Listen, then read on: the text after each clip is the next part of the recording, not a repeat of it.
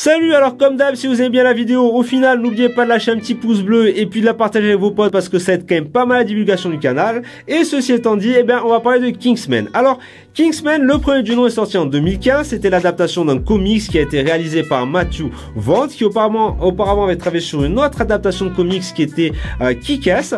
Et le film était arrivé un petit peu comme une surprise parce que personne ne l'attendait et il a débarqué comme ça avec une esthétique qui était bien propre, bien à lui, avec un humour anglais qui était pas désagréable et puis surtout des scènes d'action super punchy, quoi, comme en particulier la scène d'action de l'église qui, je crois, est assez mémorable dans l'histoire du cinéma.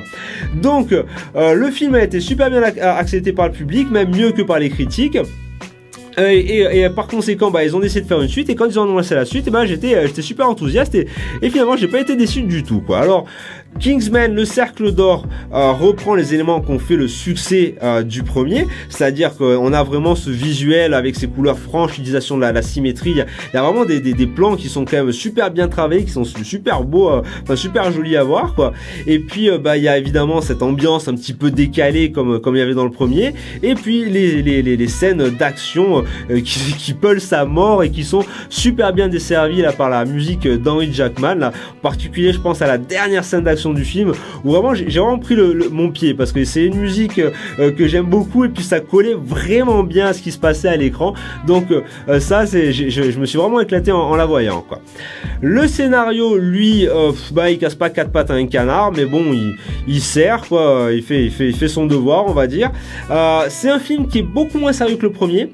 Il est beaucoup plus axé humour. D'ailleurs, il y a un caméo qui est super drôle. Enfin, j'ai trouvé super drôle. Je vais pas vous gâcher la surprise, mais quand vous le verrez, vous me direz ce que vous en avez pensé. Moi, franchement, je trouvais que qu'il était pile poil bien au bon endroit, quoi.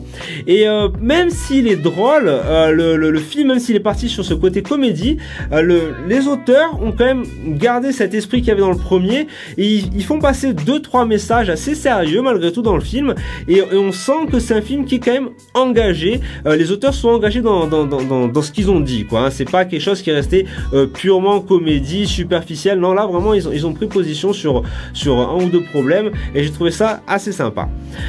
Maintenant, évidemment, il y a quelques défauts. Alors, il y a certaines personnes qui disent ouais, il y a trop de monde, etc., etc.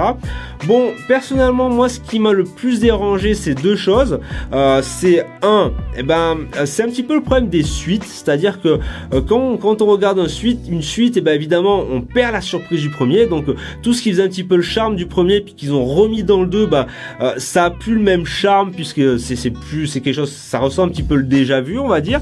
Et puis en plus, c'est un petit peu la tendance qu'il y a, c'est super, ça a bien marché, on va faire une suite, qu'est-ce qu'on fait? Bon, qu'est-ce qu'ils ont aimé? La scène d'action, ils ont super aimé une scène d'action, donc on va refaire les scènes d'action avec la caméra qui bouge de tous les côtés, les zooms, les dézooms, et on va le faire mais en 2 fois plus, quoi. Et donc pour le coup, autant dans le 1 c'était super bien dosé, autant dans le 2, parfois c'est presque à la limite du trop, quoi, du too much, quoi. Alors ça m'a pas trop dérangé dans la mesure où c'est un petit peu ce que je cherchais en allant voir ce film, hein. J'avais adoré les scènes de baston là du premier, donc vraiment j'attendais de les revoir dans le 2, mais c'est vrai que des fois j'ai un petit peu la sensation que ça poussé la barre un peu trop loin, quoi.